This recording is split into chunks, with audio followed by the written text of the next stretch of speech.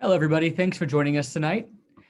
If you don't know who I am, my name is Mr. Alberti, and I am the Director of Instrumental Music at Longleaf School of the Arts. And I am very excited that you all are joining us tonight. Just a few reminders for tonight's presentation. Please make sure that your camera and mic remain off for the entirety of the presentation until the very end. We will have a Q&A at the end with Connor. And at that point, you will be allowed to turn on your mic and camera and ask questions freely.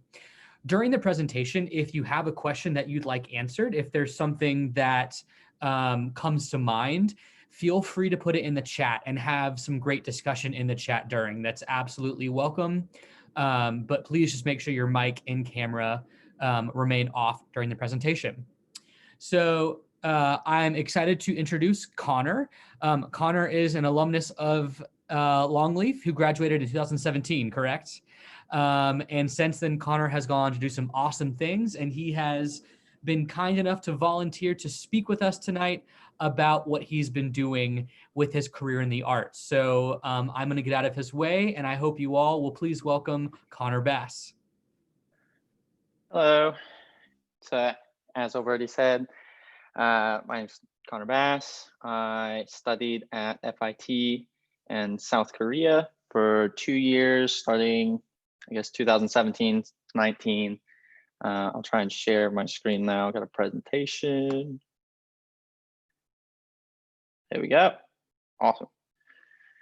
So a little bit of kind of my current career background. So as I said, I studied at FIT South Korea and graduated with my associate's degree, so a 2-year degree.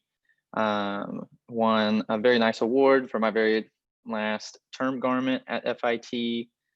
I then I moved to Seoul right after I graduated for only about 2 months. And I had a small internship with a designer brand in Korea called Cezanne.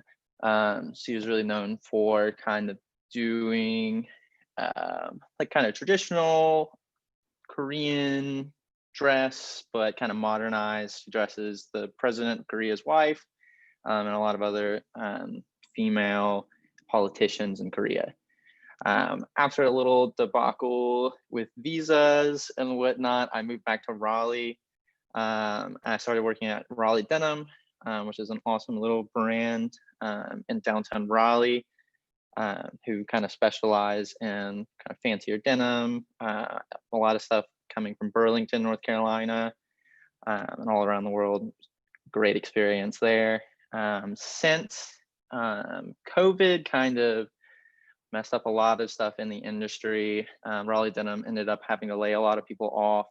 I got into sort of the startup business realm of things, going and connecting with a few people with just kind of my dad's network and whatnot, just trying to figure out like how to navigate this new world and still try and pursue a career in fashion and in the arts, because especially now these everything to do with COVID has kind of set a lot of people back, especially college students or high school students trying to go to college and trying to plan everything. It's been really nuts.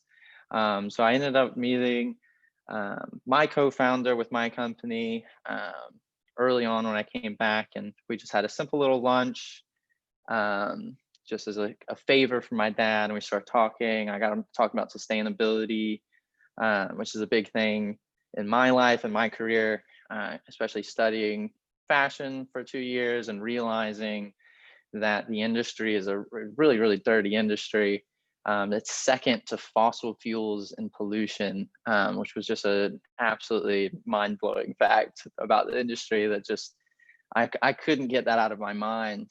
So we started brainstorming ideas and whatnot, and just one thing led to another, and we partnered with one of my dad's companies that has kind of a AI appliance, and we've been brainstorming over the past year how to use that in an industry base, working with some big corporates, trying to get up to the top tier, and clean up a lot of things, including waste, pollution with dyeing and whatnot, and most of all, ethical sourcing and making sure that we're doing a good job with treating people right and giving people the right opportunities. As of more recently, just in the networking space with doing startups, I got the position as chief fashion technologist at a small startup called Fantastic Menagerie. Fantastic Menagerie is similar to kind of like a Life is Good brand, where it's simple, little fun, lighthearted graphics and whatnot. And I was brought in to rebrand.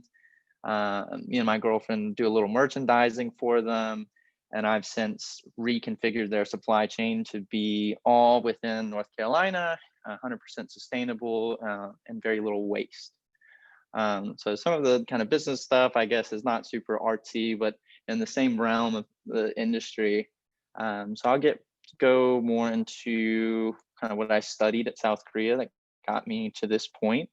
So as I said, studied in South Korea, pretty far from Raleigh. Which I think, especially for high school students, that seems like a kind of a crazy move. It's a long, it's a big commitment. I moved just a couple months after I graduated from high school, just packed up my bags and hopped on a plane and went for it. I didn't know the language very well. I studied as much as I could before I went, didn't know anything about the culture. I showed up, got ripped off from a taxi driver to get to my campus, and the rest is kind of history. And we had a very lovely experience with FIT. We were the inaugural class over in Incheon, South Korea. We can go to that. And FIT is awesome for just developing ideas and giving you a real understanding of what the industry was, because in my background, I'm more of a music nerd. I studied music for pretty much my entire life up until probably midway through high school. I kind of realized that the caliber of which I wanted to be in the music industry was a pretty far-fetched idea, just based on the opportunities that were available to me, and how serious I was taking those opportunities. And again, one thing led to another, and I ended up kind of sticking with the fashion side of things, but with a really big influence on music and whatnot. So these are some of like garments that I produced at FIT in my time there. FIT has been a great experience for me as far as really showing you how much work that goes into this. They really push you hard to get a lot done in a short amount of time. And the amount of all-nighters that we would pull just to get work done and whatnot was, very tiresome, but an amazing learning experience that I think is something you really only learn when you get to college, because especially pursuing an arts degree or anything like that, you're going to a school where the only thing you get to focus on and get to learn about is what you're interested in. But they push you to the limits, because if it's they want the best of the best to graduate.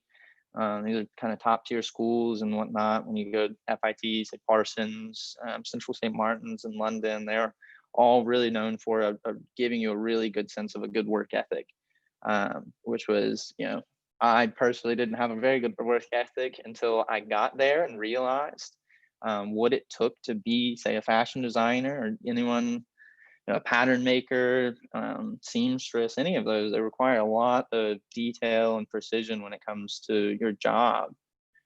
This is the garment I produced at my final term semester, and I had won the Bonkook Award, which was named after a designer from Seoul that came and mentored us through the process. In the background, you can see kind of some of the competition there. This dress was we had a 60s psychedelic theme. And so we all went off, started sketching and whatnot. I took kind of a Paco Rabanne aesthetic. This probably took me 120 hours to produce. And this was weeks and weeks, and on top of all of our other classes, hand cutting and sewing all of these very complicated pieces. And I personally didn't think I was going to win. I wasn't even there for the award ceremony, really. I was like out moving to Seoul. And you know, I just had I was very passionate in that. And my professors realized that kind of down the road, was I was spending every waking hour cutting these squares out, buying all of the materials, getting lost in Seoul, trying to figure out, you know, where do I get this tiny little part and whatnot. And it was an amazing experience for just getting fully enveloped in, in the art specifically, going full dive in. There's nothing else that mattered essentially than completing this garment, and it was a very invigorating process. This is another collection I did very early on at FIT. It did kind of age well given COVID and whatnot, but just it gives you a good representation of kind of the things we do at FIT and what goes into fashion design as a whole. This was a project that we did that was based on couture. So all the designs were very, very complicated. We had to kind of go in very much detail about the construction of any garment that we were going to draw up. We fortunately did not have to make any of these, but it was a big learning process. And one thing that I picked up from FIT learning all the different areas that we have to study is I focused on research the most. That was what I was really passionate about, researching every little detail about a collection, understanding the history behind some of these things that we were putting in our collection. So I did kind of a disease prevention theme with this. And research, the AIDS epidemic, the tuberculosis, Ebola, the Black Plague was a big inspiration on it. And using all of those elements, going back in history, looking at, what were these people doing to solve these problems in kind of an apparel sense, and looking at all the fine details and these old pictures of people back then. And then culminating all that together to translate that into a collection that makes sense today and what the trends are today. So yeah, fashion industry is a lovely, lovely industry to work in. People are really passionate and always willing to hear out new ideas and stuff. We're always looking for the next best thing, what's going to be trendy tomorrow, next week, a year later. So it's very, very complicated, super complicated industry. These are kind of a couple things from my current portfolio as a designer.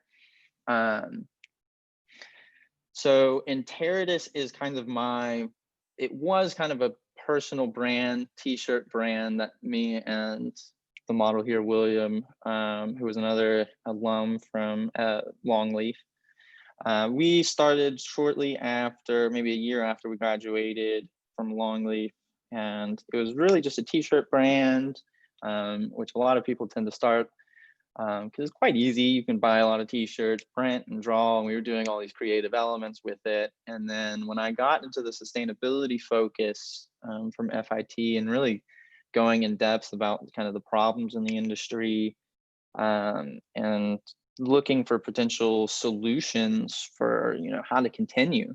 A big kind of dilemma I had when I was studying fashion design, getting to my degree, was, well, if the industry's so bad, I would hate to come into this industry and just create more. There's a big problem where a lot of fashion brands make 10% more than they think they'll need just in case it does well, and that ends up being piling on to millions and millions of tons of wasted clothes that we don't frankly know what to do with. So a lot of what I do with Enteridus now is kind of a mix of kind of one-of-one creative projects that I like doing with friends, but also it's kind of just this living portfolio and kind of a brand I can stick on things I make. But it's all about upcycling. And upcycling is essentially recycling old clothes and making them anew. So this jacket was kind of a helmet laying inspired kind of bondage jacket. And that was literally a couple suit jackets we picked up from Goodwill. We did maybe 2 hours of work. It wasn't really that much work to put it together. And you get this garment that you've never seen before, and it does all these interesting things. It's in my opinion, it's a really interesting way to design things, because I don't have to think about, how do I create all of these patterns? How do I create, the shape I want? I can go to Goodwill and say, well, that already has that shape. This already has this element. I can just take these things together and fuse them together, and you get these really, really interesting kind of products out of it. But very much kind of what I like doing. It's not a super popular thing in the industry. This is another one. This is a more recent design that I did for my friend Cece's company. She does a social kind of media company, and she wanted a few dresses for a photo shoot. So I said, sure, yeah, of course, I'll make a few dresses. And I kind of blew it off, didn't really think about it. And then day of, they really needed them. So we went to Goodwill, got some just button down shirts, and taking 3 shirts together, 2 simple seams that anyone could do at home. We created this really versatile dress that you could wear any. And that's about it as far as the presentation I prepared with some of my more creative endeavors to show off, the kind of extremes that we can go in the fashion industry and fashion design as well. So I'd be happy to answer any questions about the industry and how it's treated me and whatnot. Thank you so much, Connor. I do have a few questions I'd like to ask you, and then I'll turn it over to the audience and our attendees to ask you some questions. So the first question I have for you is, what were your initial thoughts about pursuing a career in the arts when you were in school? Yeah, so I kind of touched on it briefly. Like I'd studied music for my entire life, was really set on just going to Berkeley, studying jazz, not really understanding the industry around it. And then kind of through connections that I had, just talking to kind of older musicians who have had a life in music, the consensus was that, yeah, you can be really passionate about it. And this is, I remember kind of figuring this out with a pianist that played at the Irregardless Cafe that I worked at for a long time. His name was Elmer Gibson. And we were just talking at the bar, and I was saying, yeah, I really want to go to Berkeley. I'd love to study music and whatnot. He told me essentially like, hey, you can spend money on music and you can do this, but you should not go at it thinking you're going to make any money. You could just sit on the street with a bucket and start tapping. You'll make about the same on average. He said, it's a hard one to get into. And coincidentally, you're familiar with Jacob Collier. After seeing Jacob Collier kind of graduate and blow off with this amazing career from Berkeley, I'm sitting here saying, there's no way. I can't compare to like, I imagine studying with someone like that. That blew my mind. So it is a little daunting trying to like imagine studying the arts when you see these like incredibly talented people that just naturally can do whatever they want. It is a little, off-putting when you want to really pursue, put money down and all of this. But what I've found, especially like in the past year, pursuing a lot of opportunities and especially in the startup thing, is you can kind of find your niche kind of hole in the market where, sure, maybe like traditionally trained artists are really good at this mainstream art, but maybe what they haven't seen, what they don't know is what you're really, really good at. Like personally, I found that I was maybe not the best fashion designer in my class. Now, I wasn't, the most creative, but I was willing to kind of go outside of the box and use things and go places that other people would kind of scoff at. Yeah, one thing that's that strikes me as very interesting is, you described your hesitation about going into a career in the arts by saying, wow, I'm such a fantastic, musician, but oh no, like what if I'm not as good as this person? And so that kind of gave you pause. But then you went into a field, you went into study a field where you didn't have a lot of experience, and look how successful you are, you know? Yeah. So it's kind of funny that that worried you so much. And now, you have such a great, successful trajectory after school. So I find that really interesting and awesome. So when you were in high school, what are some of the things you did that helped you to prepare for your college studies? Yeah. So I decided to kind of pursue fashion about like probably halfway through high school, and really didn't comprehend like what that even meant at all. I was like, well, this seems great. I can pick nice clothes. I could, I know what shirts look like. I could design a shirt. And I did a week kind of summer camp kind of thing at the NC State Textiles College, which was kind of a crash course into what fashion design was. And I got there and I was like the only guy in fashion design, and which was fine. That's pretty normal in this profession. Um, but I walked in the studio and everyone's talking fabrics, they're talking sewing, they're showing off the things they have made. I've never touched a sewing machine. I don't even know how to use it. And luckily the project was upcycling. So they said, hey, go raid this closet and make something out of it. And me with very little knowledge, I had to get the professor to like show me exactly what to do with the sewing machine. I was like, I have no idea what I'm doing. And was able to, I think I did like a skirt and a cape, because the skirt, I just like cut the top off the dress, whatnot. And a cape was really easy. I was like, oh, you just take a rectangle and you just put a hole in it and you're good.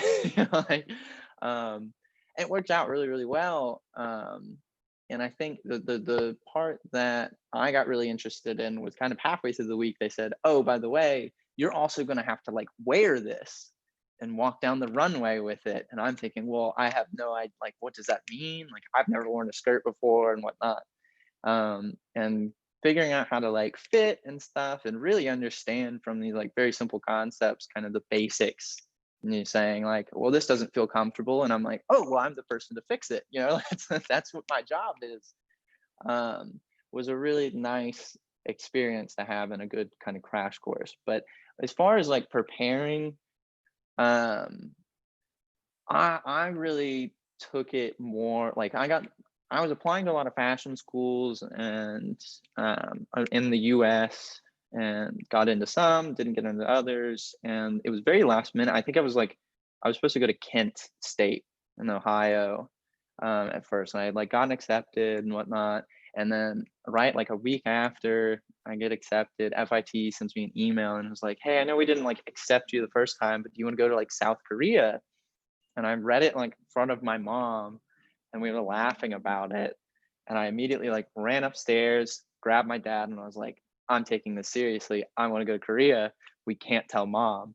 So it took about a month of us secretly planning. Like even when I was graduating from Longleaf, like there was a misconception up until like graduation if they were allowed to say whether or not I was going. I remember that. I remember Yeah. being terrified to say that you were going to Korea.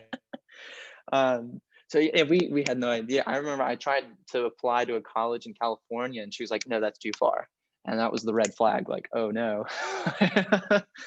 um, but in my mind, like going out of state, going abroad, like the worst thing that could have happened is I would have learned about a new culture. I would have learned a lot about myself, and would have had just an amazing time. And I didn't, and you can people drop out, change colleges, you don't have to stick with the like I just lucked out and we just fell in love with it when I got there. But I tried to really keep an open mind about it, and very quickly realized when I got there that I was very underprepared. I had I had no idea, the caliber of which everyone else was at. My portfolio was quite embarrassing. I didn't even know like what a portfolio was supposed to look like. they asked me for like a mood board and all of these things, and I'm like, I don't know how you make these. I remember like they told us that you could mail it in, you can send hard copies, you can do it digitally, and I was like, well, I like hard copies, I like using my hands. And I made my portfolio with these like 20-30 pound like square steel panels, and I bought a blowtorch and was doing like blowtorch designs, and I was like, these are great. And I started magnets, putting all these images in it, and I'm like, hey, is there a weight limit for these portfolios? Like, am I allowed to send this? And they're like, what is the weight? I'm like, 30-40 pounds. Like, absolutely not. Do not send this. um but small things like that, like really not trying to stick to the description of what they're asking for, especially in an arts degree, and really just taking it to be whatever you think is right, is never the wrong thing to do. I mean, it's gotten me where I am. I've been guessing this whole time, and just thank God it all worked out. Clearly, you like I said, you found some great success and just trusting your intuition here. So speaking about you, so a part of the Artistry series is looking at how people's identity and who they are and things about them have influenced their art and their career. So how have you found that those identities or parts of who you are have influenced your artwork? Yeah, so for the most part, I like to come at all of my projects from like a music background. So any project that I was assigned in school, like I would pretty much just pick a song. And then from that song, because I studied music for my entire life. So every time like I think about something, it's like it's in relation to music. There's a timbre about things. So there's a timbre in clothes. Like, what is the feeling that you're getting when you're looking at these things?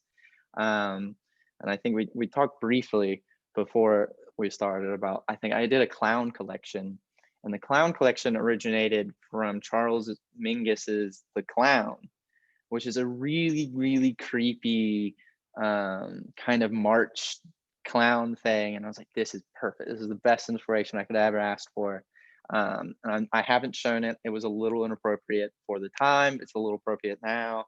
But the collection was amazing, as far as just being really passionate about something and understanding it from, say, a different side of things, and then trying to relate that into fashion. I think that's where I've gotten a lot of my successes, not coming at it from a fashion perspective, but coming at it from a music perspective. Wow, I love that. That's awesome. Obviously, as your music teacher, I love hearing that. So cool. I want to get some questions and thoughts from our attendees. So everyone, you can feel free to turn your cameras on because we're going to be interactive now. And I would love to hear, some of your questions and thoughts that you can go ahead and ask Connor while we're all together here. I actually have a question. All right. So my question is that right now, I don't really know what I want to do. I just want it to be art related. And I think I'm pretty good at drawing. I'm pretty good at baking. I pick up quickly on music and all that. Basically anything art related, I'm pretty good at, I feel.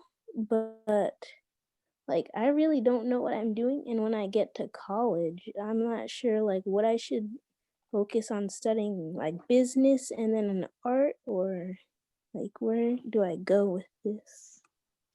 Yeah, I think that's a great question. So from kind of my experience, because I'm kind of the same way, like I would get really interested in different aspects of art. I could pick up music really easy, could pick up kind of any instrument I wanted and kind of just figure it out, which is an amazing skill.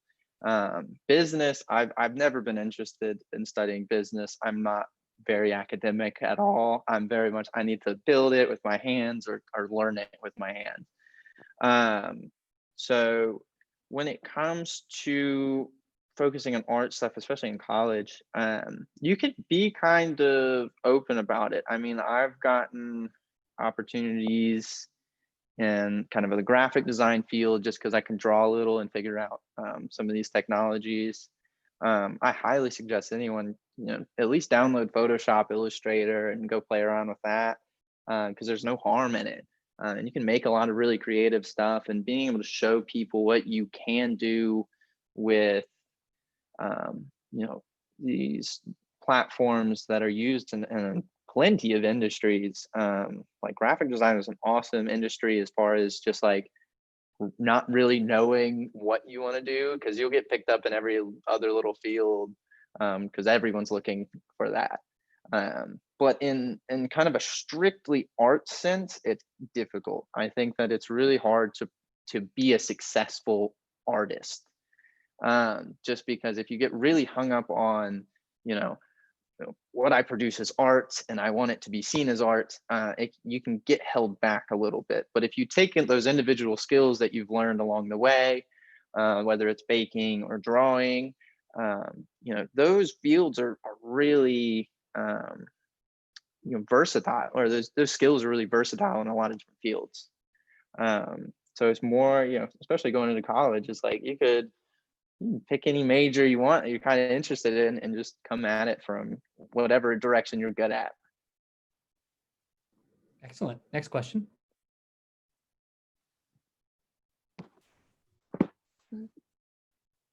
Go ahead, Sophie. You're welcome to. It just, I know this is Sawyer raising their hand, so I wasn't sure if they wanted to go It's first. okay. Sophie, you go ahead, and then we'll get Sawyer after. Yes. Hello.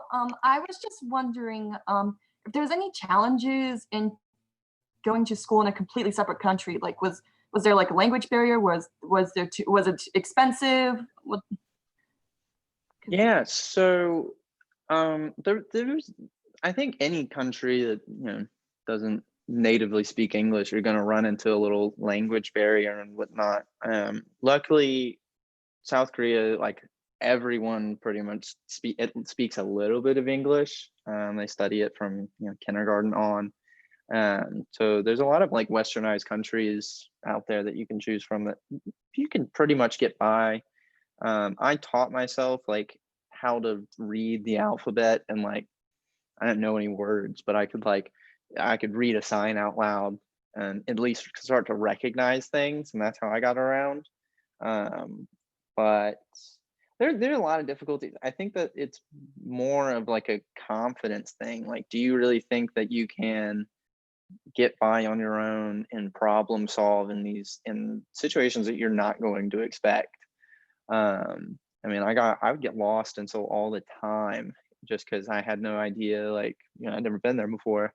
But I'd be really passionate about trying to go find something, or find a store, find one of these, and then end up like 20 miles away, like from anywhere I recognize. So there's a little bit of that. I remember a lot of students, I mean, there were easier ways to get by. So I was like in an American campus, so everyone on the campus spoke English, and they would help you out and whatnot. So they provide a lot for you. But I don't know. It's a hard question to answer, because it's very dependent on person to person. I would say one thing is like the main benefit I've found with maybe not studying abroad, but at least a different state, is no one knows you, right? So like if you've stayed in say Raleigh your whole life, like I have, you do things a certain way because you have like a maybe not a big reputation, but a reputation. People know you, people have known you for a long time, so it's hard to like try and branch out and do something different, because you kind of have that fear in the back of your head that people won't accept it. But when you go somewhere where no one knows you, you can kind of play around with things about yourself and almost invent yourself again, really. So I don't know if that necessarily answers your question, but it's definitely kind of a personal choice to do it. I'd say it answers my question. Thank you. Awesome. Yeah. All right, cool. Sawyer. So if you were able to go back in time to a younger Connor, what are the top 5 tips would you give him? Top 5 tips.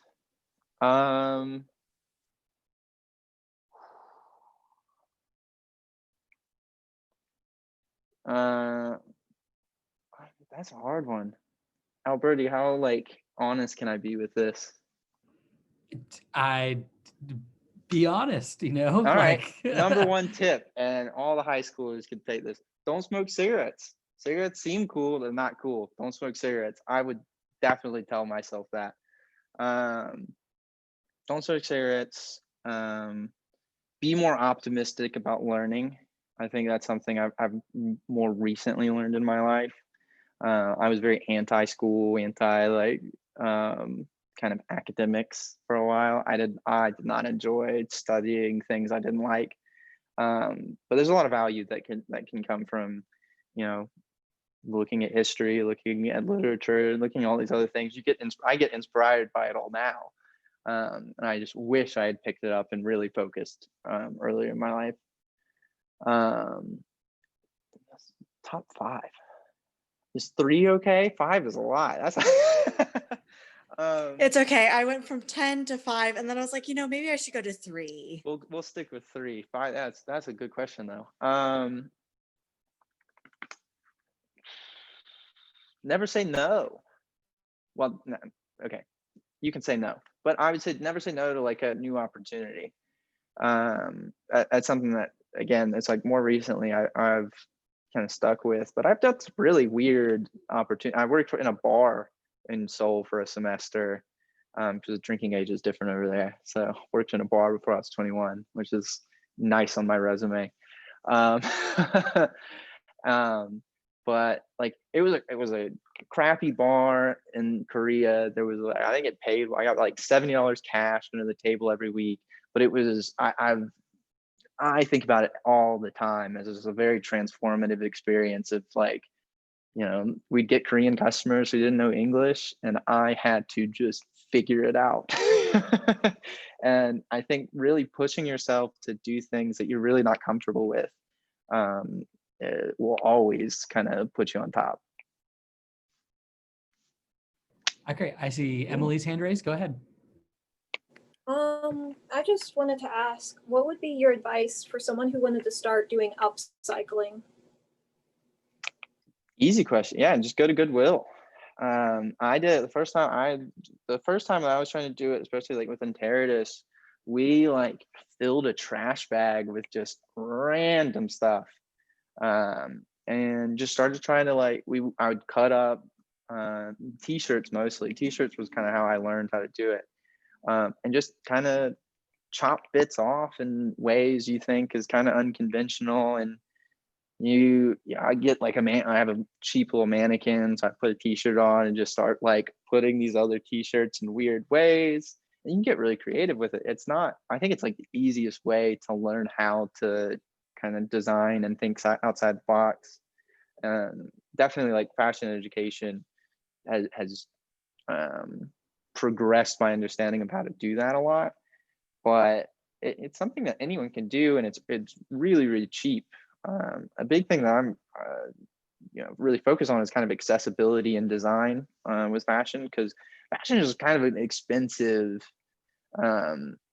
industry to try and get into, especially trying to like start your own brand or just get experience as a designer and getting experience with different fabrics. Like the term garment dress that I showed had like 6 different colors of silk or something, and silk is like nuts. I hated having to spend so much money, but it's a kind of expensive industry, or major to pursue, just because there are a lot of costs involved with it. And upcycling was a really nice thing because I could do it whenever. Goodwill, you can get for $20, you can get all the material you want. And before that, I was going to Home Depot and buying like curtains, because curtains sometimes are a lot cheaper than getting yards of fabric. You can find fabric from other places, and you end up getting a lot more creative ideas with it. So yeah, go to Goodwill. It'd be awesome. Very cool. All right. Who, Isabel, you can go next. Yeah.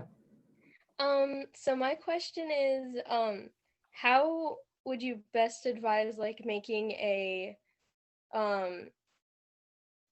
a good portfolio, I guess. Like if you were to go show it to somebody who may be interested in like some of your work, how would you make a good portfolio for that? That's a really hard question that I don't even know I could answer for myself.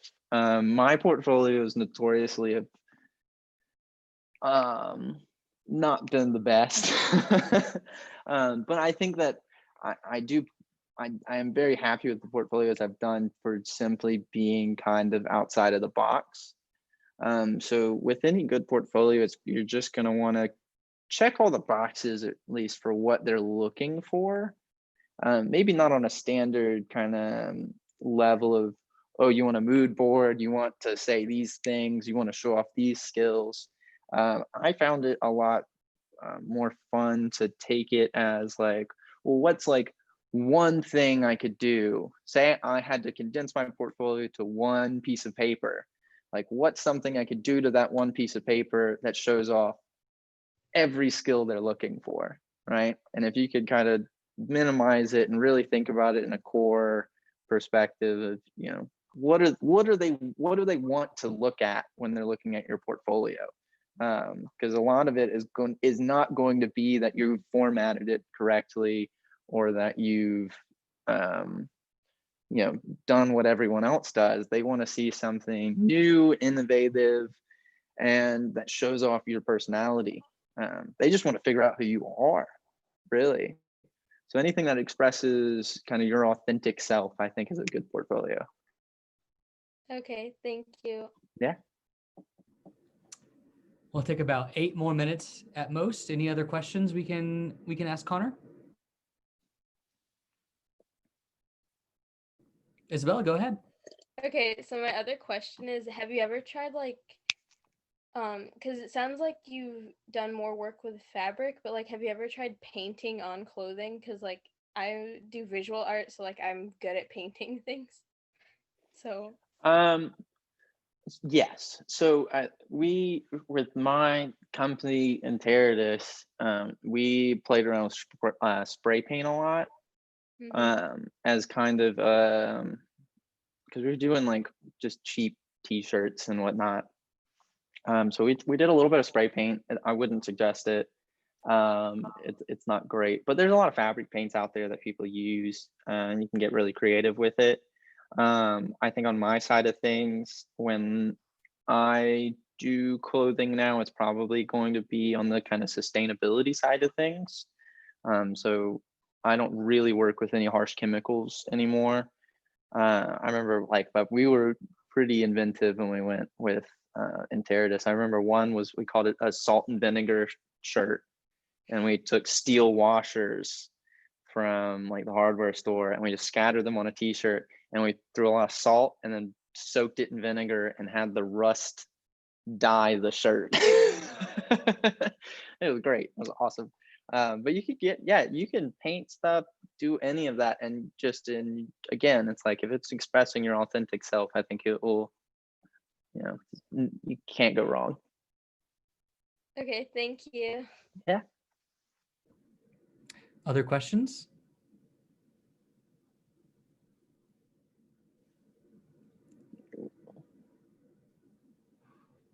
Let's see, Sophie, go ahead. This is more so like a curiosity thing out of everything, but like you mentioned something about your dad having a company during the whole you making a business thing.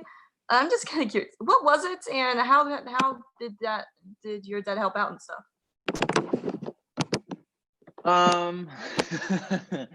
So I have to be careful with this question. I'm not at a point with my company where I can talk a lot about what we're doing. But it was very like random. My company had just a couple meetings and whatnot about what we wanted to do, and my dad just happened to walk in to say hi to one of these meetings, and we realized that his company, which kind of does like an AI software, would be the solution for what we were trying to do. So it was very like coincidental. but I wouldn't say that there's too much going on with that.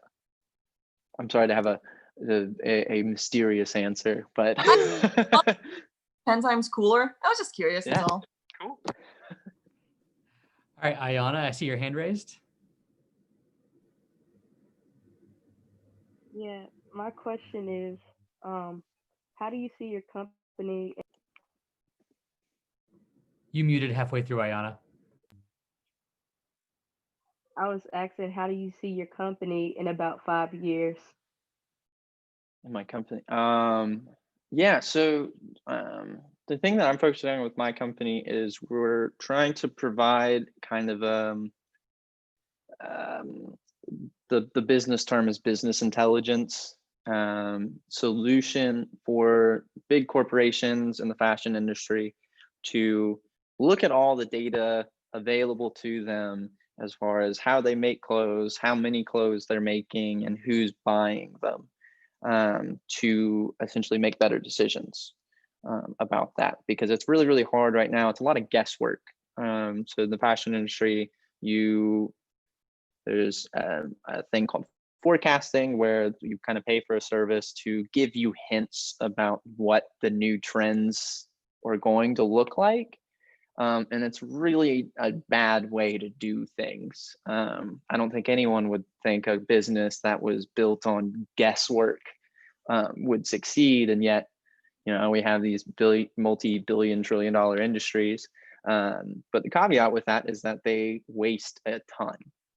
So the issue that my company is trying to attack is saying, like, well, given technology's development and whatnot, we want to provide the most amount of information, plug it into an AI, and give the AI a kind of a bias to make more sustainable decisions.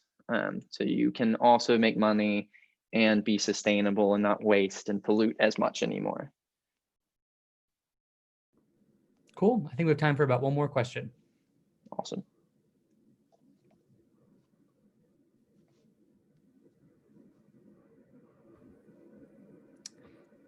Mr. Alberti, this is Sabrina. Hi there. How you doing? Hi, Connor. I just want to say this is wonderful. Thank you for coming and sharing everything you've learned. And I will always be able to say I knew you went. So congratulations. I'm so happy to see you're doing so well. Thank you. It's good to see you. Good to talk to you. Very cool. Fantastic. Lovely. I have a question. What is the weirdest thing you've ever made? Ooh, the weirdest thing. So like the first thing that comes to mind was in really early, like in Teradus thing, where we wanted to, I've always been kind of stuck with this idea of like using multiple the same garments. So in Teradus, like my favorite thing I've ever made was a 3 t-shirt shirt, which was like 2 t-shirts as sleeves on a regular t-shirt. But I think what was the question again? Was it the craziest or Weirdest. the weird? You said the weirdest. Yeah, so the weirdest one I think was what ultimately probably killed Enteradus was we launched our social media campaign with a t-shirt on the shoulders that was a hood. And the reaction to it was, is this a joke? Is this spam? Who is this? And so that's probably the weirdest thing I've made. It seemed like a good idea at first and kind of blew up in my face. I hate to cut the conversation off. We are at the end of time. If Connor, would you feel comfortable giving out like an email address for anybody that would like to contact you? What would that email be that you'd like to give out? Yeah, you could email me at it's Connor at Bassomatic, and I can put that in the chat. Yeah, that'd be awesome. Very cool. Yeah, I'll do that. Cool. So if you have more questions, please check the chat and Connor will put that email address. Otherwise, thank you all so much for coming, and I hope to see you all at our next webinar. So thank you so much.